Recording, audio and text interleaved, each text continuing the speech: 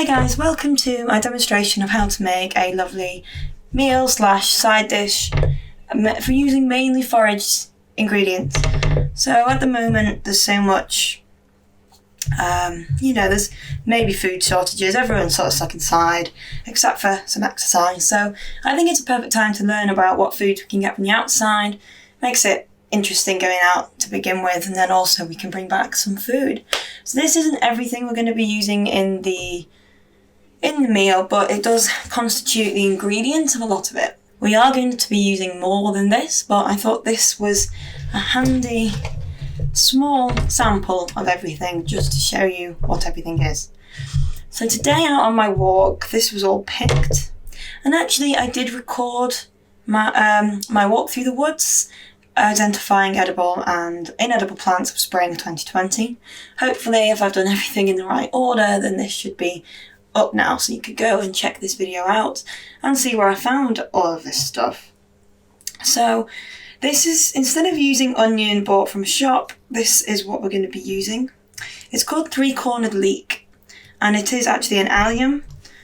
So the Cornered Leek, or the three-coloured garlic, is Allium triquetrum, and it's described as a bulbous flowering plant in the genus Allium, native to Mediterranean basin, but it's come to England and it's known as Cornered Leek, and Australia and New Zealand this is known as onion weed. So if you live in any of those countries, you should be able to find this somewhere. It is also called the snowbell, and if you look at my video you can see this little flower looks a bit like a bluebell, except it's white. So all of the alliums, including this one here, and in fact this one over here, but we'll get to that, has been used, all of them are good for high blood pressure in varying degrees.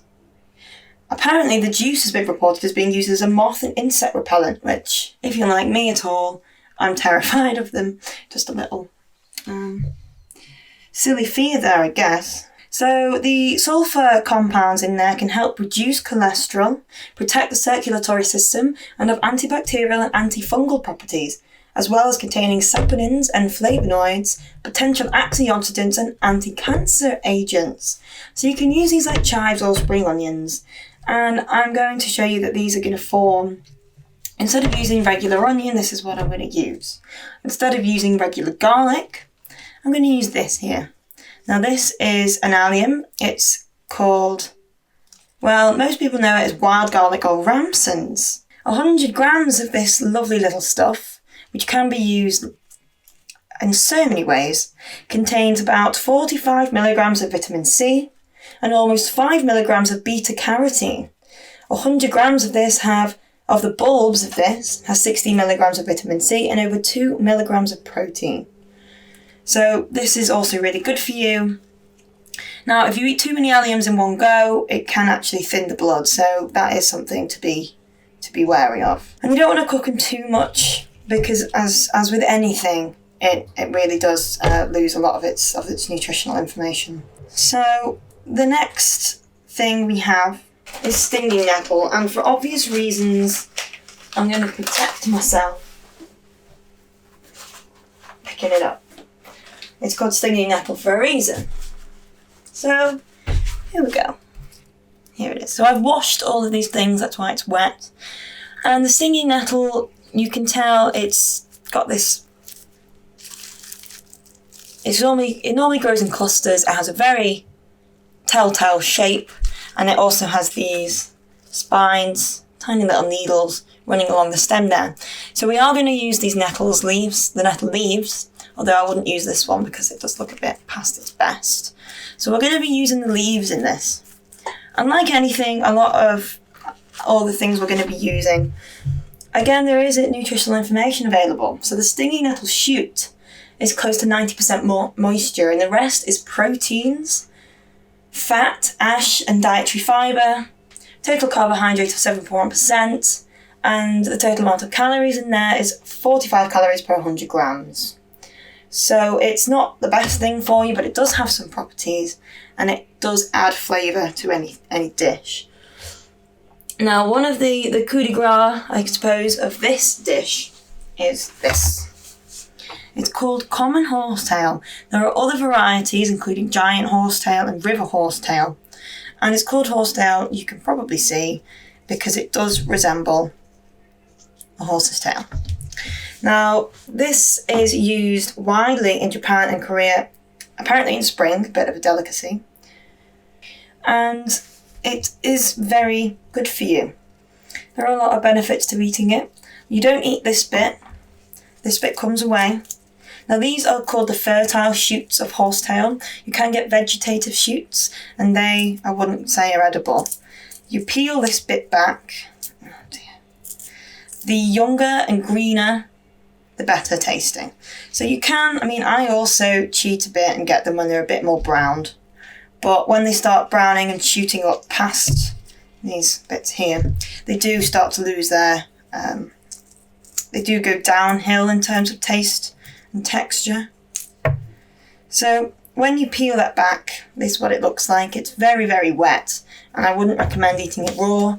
I haven't even tried, to be honest. So the nutritional information of this: it's a diuretic. Combined with other plants such as nettle, milk thistle, dandelion, it allows purifying of a body of toxic agents.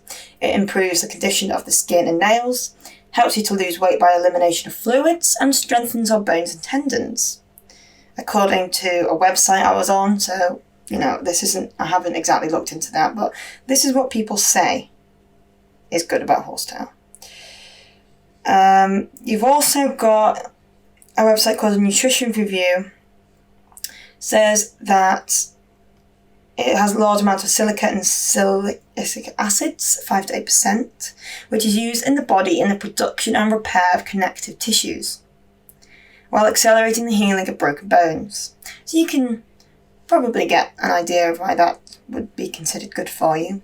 Our bodies use silica to maintain and repair nails, hair, skin, eyes, and cell walls.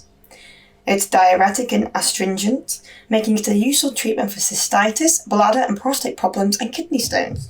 The silica in it reduces the risk of excessive bleeding and contributes to the building of healthy blood cells. Research has apparently shown that it increases the number of phagocytes, which is a type of cell in the body capable of engulfing and absorbing bacteria, and improves the functioning of the immune system. Bronchitis, lung and respiratory tract disorders have been shown to be helped by horsetail. So, yeah, I'd say this is a fantastic thing to be eating at the moment if you're worried about the coronavirus, COVID-19.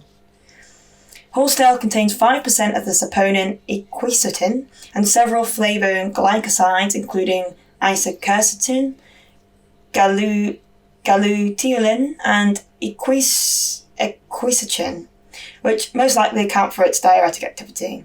It also contains aconitic acid, calcium, PABA, fatty acids, fluorine, vitamin B5, and zinc. So very good, very, very good. So I'm going to be showing you how to prepare and eat these things as well.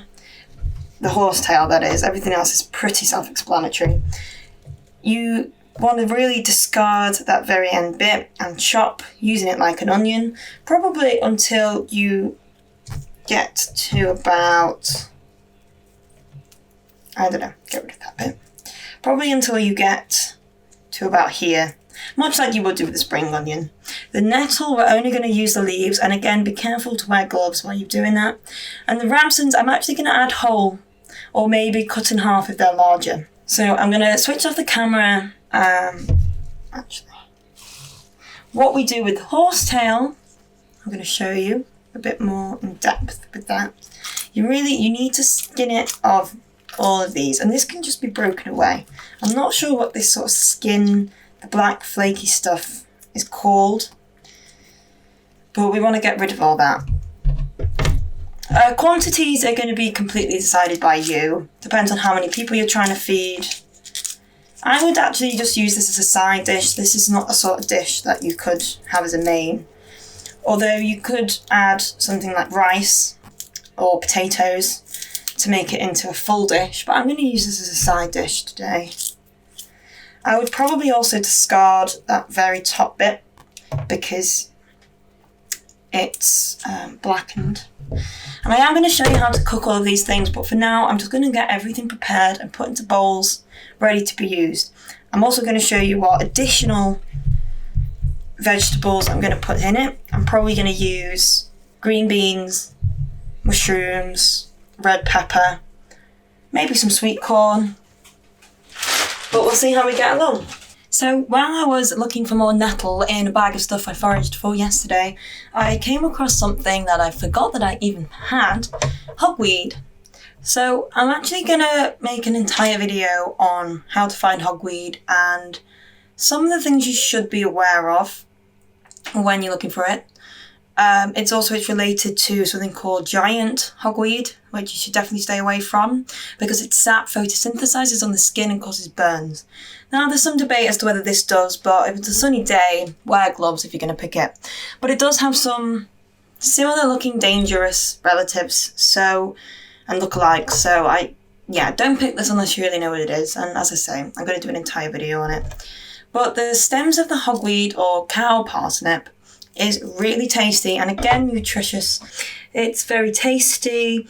The young shoots, when the leaves are still not properly come out like this, the young shoots are one of the tastiest things you can forage for in England apparently. It's part of the carrot family, and whilst I can't right now find anything quickly about its nutritional value, I'm sure that there's nutritious elements in there, and even if there isn't, it's very tasty. So what we're going to do for this particular recipe is discard the leaves. I'm not actually sure if you can eat the leaves, so if you know, please let me know. I'm just going to chop the stem into chunks, and here it is. You see it looks a little bit like rhubarb. In fact, one of its names does contain information as to why it looks, basically pertains to the fact that it looks like rhubarb. So of the forage materials, we've got the hogweed, wild nettle leaves, peeled and chopped horsetail, and then here we've got the chopped spring onion, wild spring onion, and the other things I'm going to use here. I'd already planned to use mushrooms, but I only had 3 left. 2 of them had gone a bit funny, so I would use more than that. I'm just going to use what I've got in the cupboards really. I've got some kale I could do with eating, some red pepper, that's a whole red pepper there, and I've got some frozen sweet corn. Especially during these times when we haven't got a lot of food, frozen vegetables is fantastic, and you should definitely utilise them because they last a lot longer as well. So what we're going to do now is I'm going to get 2 pans out. I'm going to get my wok, I'm going to get 3 pans. I'm going to get a wok, a small saucepan, and a medium saucepan, because the hogweed, the nettles and the horsetail, they're going to be blanched for a couple of minutes in boiling water, and the hogweed is going to be simmered for 10 minutes in boiling water. So I'm going to get all that on the go. Actually, seeing as I've told you that that's what I'm going to do, 10 minutes hogweed simmering, and then we're going to blanch the nettle and the horsetail. And that means when you've got a pot of boiling water, medium pan, boiling water, add all of these ingredients, let it go in there for 2 minutes, 2 or 3 minutes, turn everything off, drain it, and then I'll meet you back here. Okay. So hopefully you found that not too hard. The rest of this is really easy now, and it does rely on you having a few things in the cupboard. I'll make sure to list everything in the description so you can see if you've got it before you start.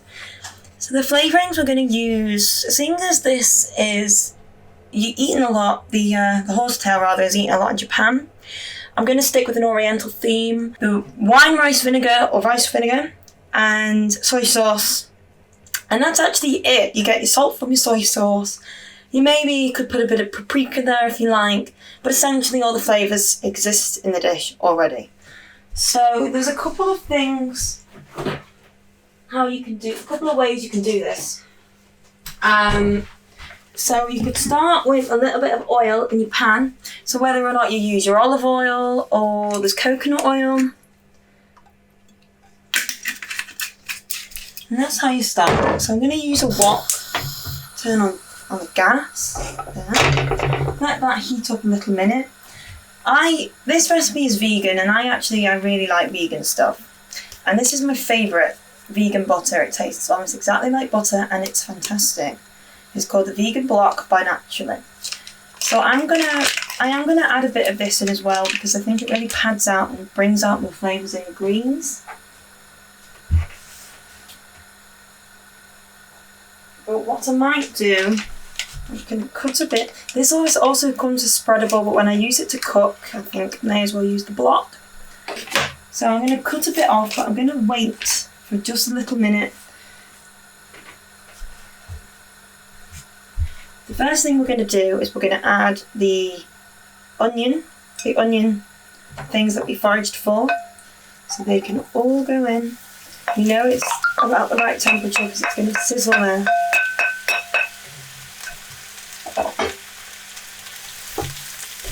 You don't want any of this to burn, but much like regular onion and garlic when you make a base for something,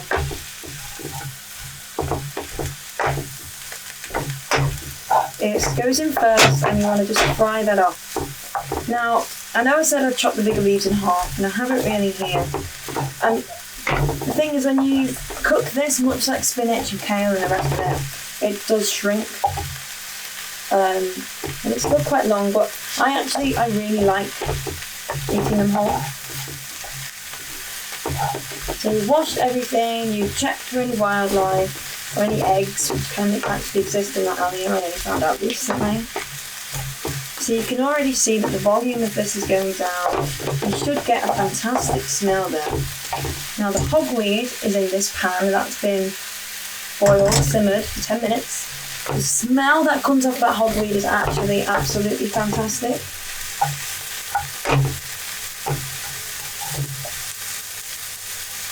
So as that mixes around, I'm going to add this, basically butter, let's just call it butter.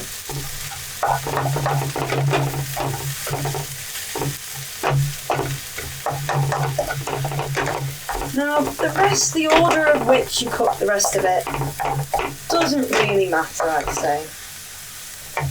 But I'm going to add in,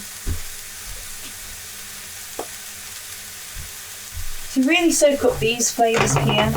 This is what the nettle's reduced to. Do you remember all that nettle? So you've got your nettle and your horsetail. That's going to go in. Now, I've only just remembered I was going to add that later on, so I didn't overcook it. But again, we're not going to cook any of this for that long anyway, so it doesn't really matter.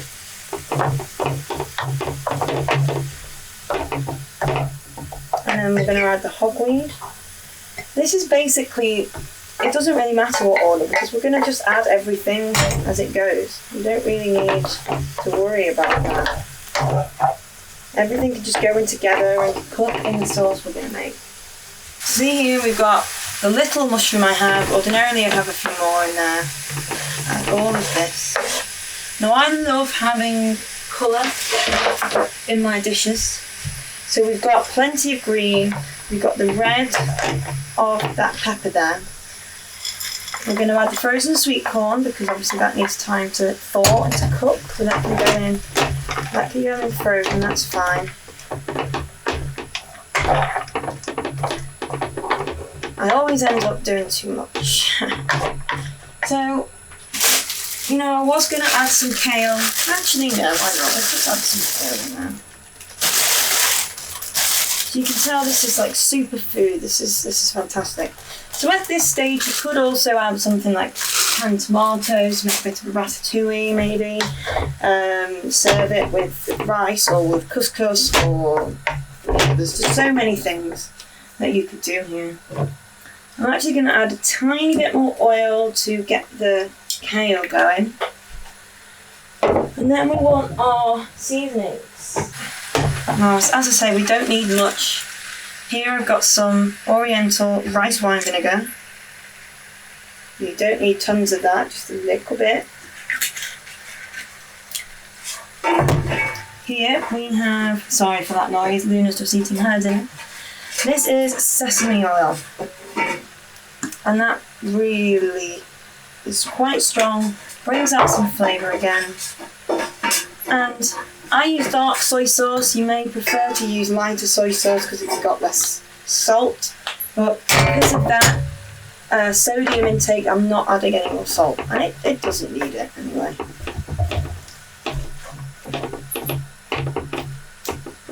See, I've added far too much stuff in here, but I do get a bit carried away. And it really starts to smell quite nice. There's a couple other things you could add if you wanted to.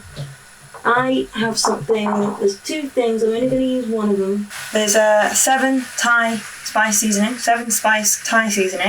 which is a bit hotter, and this a Chinese 5 spice, which is a bit more aniseedy. And generally I don't like aniseed, but if you just use a little bit, I find that if you're making an oriental dish, Luna, off! If you're making an oriental dish, then that's great for that. This in here is my paprika. I'm going to add a bit of this to there. And then if you want, you can add your chilli. Make that as spicy as you like, but I'm really pathetic when it comes to spicy foods. And I would just much rather not have any in, but again, it completely depends on the individual, what you want to do. Now, I think possibly looking at the amounts of this, I know the kale is going to go down, but I think I possibly could have had, more nettle in there. But, you know, when I cook, I'm not having specific amounts of things. Just add it as you like. And it's going to now sizzle around in that soy sauce that we've made. Soy sauce. And that, I don't know, let's call it an oriental sauce. And it really does sparkle with flavour. All the colours there make it pop. And that's probably enough, to be honest. You want to cook it some more, you can cook it some more. You can let it sit for a bit. Now, I wouldn't, as I say, cook this on its own. I've actually got a Linda McCartney vegetarian thing I'm going to do with this. But, yeah, this is it. So I'm going to point out some things. Here we've got the horsetail. We've got the hogweed. Now, excuse fingers here. I have washed them. Hogweed, and the nettle is mixed in with the kale a bit. So I am glad I added that now. There just wouldn't be enough of that. So yeah, I hope that you have enjoyed this recipe. Be sure to tell me whether or not you like it, or whether or not you've made it. It's very nutritious, and if it wasn't for all the frying, it would have been very, very good for you as well. But it's still got some nutritiousness in there. But if you cook it much longer, it probably won't. So there you go. You know what? This would be perfect for a stir fry. Add some noodles, add some rice. And then you've got now other than the stuff I've got in the cupboards, I earned all this already. So to me, this fits the 4 Fs. Flavourful, foraged and free. Absolutely fantastic. I really hope you enjoy it. And stay tuned to this channel for hopefully plenty more wonderful recipes and foraging and general lifestyle videos. Thank you. Bye.